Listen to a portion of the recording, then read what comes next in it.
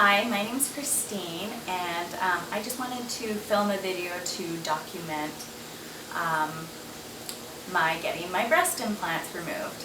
I just wanted to share a little bit about what I'm about to go through. I'm going to film several videos. I watched some videos on YouTube before I decided to get this done, and it helped me make my choice, and it helped me not feel alone, so I want to pay it forward. So let's jump into the facts. I got my breast implants in March 2012. They are smooth saline. They're under the muscle. Got them in 2012 March, and it wasn't until about November that I started experiencing fatigue. We were moving in early December to Houston, so I figured it's just the move, that's why I'm tired, it's gonna be fine. But we got to Houston and it never did get better, it actually got worse. And I started actually having kind of dizzy spells, and those have mostly gone away. I think I had one the other day, but it's pretty much gone. But I was having these weird dizzy spells where it just felt like the world kind of shifted, and that would happen every now and then. And then I was also having these weird spells of like, I just tell my husband, I just feel really stupid, I feel like I'm going crazy, and I would like feel really dumb. Like I would go to the grocery store specifically for some things, and then I would totally forget, like, why am I here? What did I need? And I wouldn't be able to remember.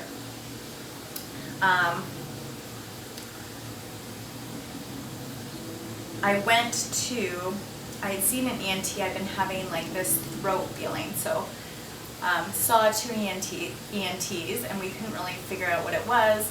I've had the scope, I've had an x-ray, I've had a CT scan, I've had ultrasound. We don't know what it is, so I decided I should go maybe see an endocrinologist. Maybe it's my thyroid. So I went and saw her, and she didn't tell me anything was wrong. She didn't think anything was wrong.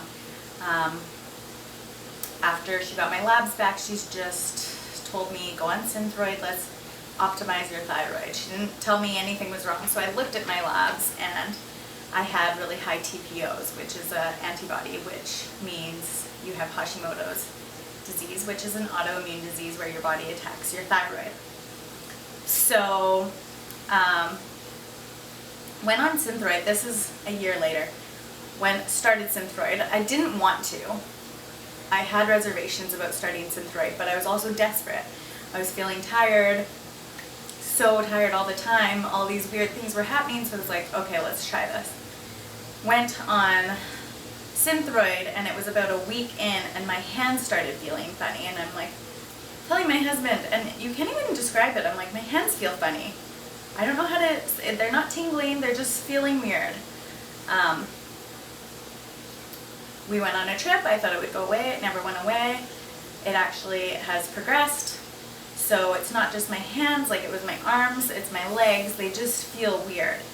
And now it's at the point where they feel just super heavy, like it feels like my arms and legs and my neck are just full of sand, like lifting a blueberry to my mouth just feels like so much work.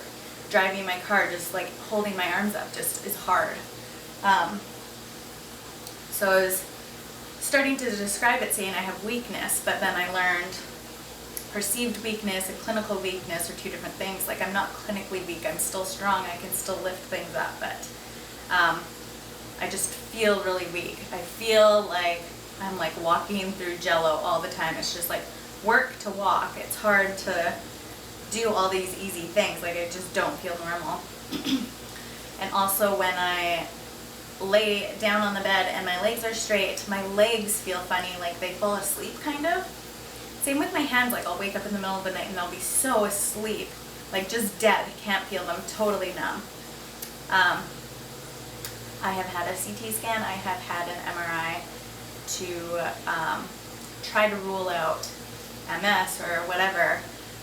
Didn't have any lesions, just trying to figure out what's going on. I'm now taking natural dissected thyroid. It hasn't made a difference, but my antibodies, I'm also gluten-free, to try to help my antibodies go down. And they've gone down a lot. So I feel like we're getting somewhere, but I just don't feel better. So I'm having all these weird symptoms. So I start looking into other things, grasping at straws pretty much, like what's going on. And I started looking into Lyme disease because actually one of my friends in California, she had Lyme disease as well. So I got the IGNX test, and I wasn't positive, but I did have positive bands. The two LLMDs, I've seen a lot of doctors, but the two LLMDs, so Lyme literate medical doctors that I've seen, have said like it's very suspicious. But the second one that I saw in California, he took one look at me and he's like, "What are you going to do about your breast implants?" And I was like, "What?" And he's like, "You need to get your breast implants out. Like it could be your breast implants that are making you sick." And so it was like a light bulb went off, and I'm playing with my hair, sorry, it's really annoying, I'm sure. I started looking into it, and lots of women have experienced these same symptoms. And there have been women that have these symptoms, and then they have their implants removed, and the symptoms go away. So that is definitely what I'm hoping for. My breasts are also capsulated, so I think my body's rejecting them. So they're really hard, they're really high. This one's higher than this one. They're not cute, it's not a good look. I originally was thinking I have to get these redone because they look horrendous, but instead of getting them redone, we're just getting them taken out. So cutting to now, I'm in a hotel in Dallas, and I'm having my breast implants removed by Dr. Edward Melmed. I researched it. I know there's 3 doctors in the US that are pretty well known for removing breast implants. Dr. Susan Kolb was one that I had an appointment with, but she's in Atlanta. So when I saw that there was a doctor in Dallas, that was a lot closer for us. So we're going with him. He says that I have a Baker stage 4 capsulation. Like I think I can hide it pretty well, but they're pretty messy. So my insurance is covering it because they are capsulated and they are painful. So that is really awesome. Surgery's tomorrow at 10 in the morning, so I'm going to go to the surgery center at 9. And we're in the hotel right now. We have a little kitchen. We've done some juicing and hoping for the best. It's 11 p.m., so I have another hour before I can't drink anything. So I'm going to have some juice and have some water, and I will try to film tomorrow, give a little update, and just let you guys know how this whole experience goes. I might post some pictures, maybe in the next video, we'll see. I'm going to have my husband take some befores, and we'll do some afters. I think I covered everything. I wrote a little note, but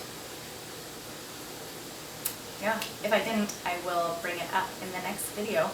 Thank you for watching. Bye.